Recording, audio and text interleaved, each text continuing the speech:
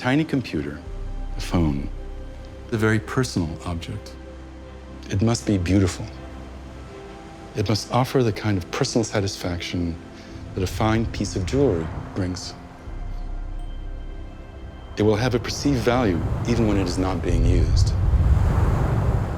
It should offer the comfort of a touchstone, the tactile satisfaction of a seashell, the enchantment of a crystal. Once you use it, you won't be able to live without it. This was an email from Apple's employee Mark Porrett to Apple's CEO. However, it was not about the iPhone, which was presented by Steve Jobs in 2007. This email was from 1989, the year David Hasselhoff brought down the Berlin Wall. Fax was a new thing, and no one knew anything about the World Wide Web.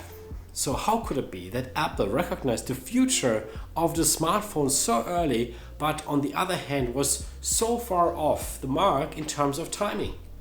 Hi, my name is Felix, and in my channel I talk about the psychology of innovation.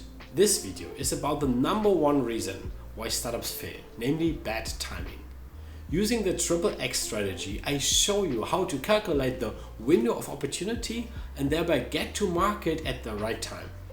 Bad timing is considered by many experts as the biggest reason why startups fail. Apple decided to spin off the idea as a startup under the name General Magic, and it itself became an investor in the startup. General Magic was peppered with the most distinguished Apple veterans such as Andy Hertzfeld and Bill Atkinson, who among other things developed the first Macintosh at Apple in the 80s. They also had the young talent Tony Fadell, who would later co-develop the iPod and the iPhone. But in the end, however, General Magic failed. There are many reasons for this, but the main reason was probably that they were simply ahead of the times. In many projects, you might build one or two innovative breakout things, and then you build on top of a lot of existing stuff. You kind of stand on the shoulders of giants. And we weren't doing that at General Magic. We were building the giant from the toes all the way up to his head. There simply wasn't a digital communications industry at the time, and touchscreen technology was still in its infancy. So how could this extremely talented group of some of the best engineers and technology experts in the world be almost 20 years off with their timing? Danger is falling in love with a vision that makes sense in theory but is too far away from reality. If everyone on the team is excited about the vision, then groupthink can lead to no one realizing how unrealistic the dream may be. Therefore, it is important to calculate the window of opportunity as best as possible and not indulge in wishful thinking. The best approach is a 3-step approach that I call XXX strategy. Yeah, that's the best name for it, I guess. The first X stands for experimentation. Only through try and error do you understand innovation. If you want to know where the technology is today, what's possible with it, and what its potential is, the best way is to build prototypes. That's exactly what Kodak did for digital cameras in the 70s. Steve Sasson, one of Kodak's employees, developed one of the first digital cameras with, from our perspective today, disappointing 10,000 pixels. One mistake I have often seen companies make, however, is that they underestimate the improvement in technology, especially when the development is exponential. That's why the second X is so important, which is extrapolation. By experimenting, you learn what's possible today. That gives you a starting point. In Kodak's case, that was 10,000 pixels, a big technical limitation that would delay the commercial success of digital cameras for a long time. However, if you experiment for several years, then you will eventually see a growth curve that you can extrapolate. Of course, it's easier to calculate in retrospect than at the moment, but with some inaccuracy, a calculation is still possible. One could have seen that a digital camera only becomes competitive with an analog camera when it has a resolution of about 3 million pixels or more. If you start at 10,000 pixels and the growth rate of pixels is about 27% per year, It would take 25 years to reach this resolution. This would have allowed them to calculate that they would reach this goal around the turn of the millennium. If you're interested in this, you can find out more about exponential growth and how to calculate it in this video titled Upgrade Your Intuition.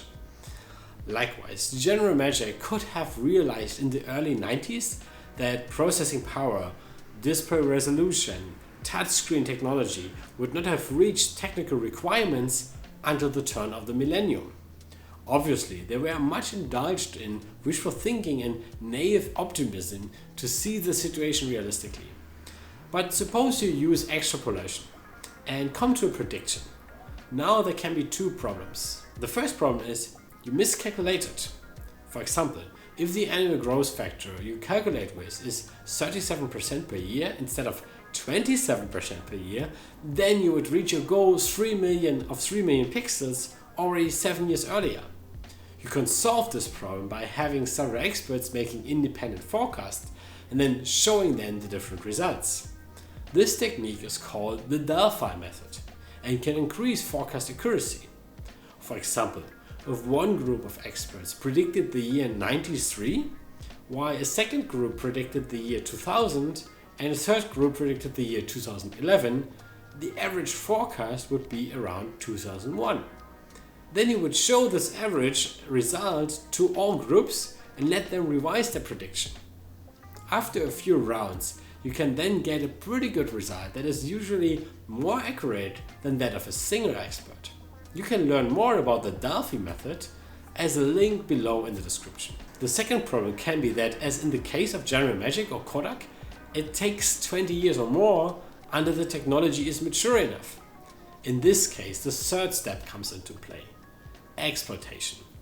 Instead of waiting 20 years, you consider the circumstances under which you can bring the technology to market at an earlier date. The question you ask yourself is, in which niche market could you sooner become commercially successful?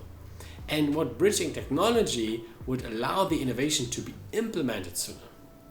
This is the strategy Apple used with the iPod.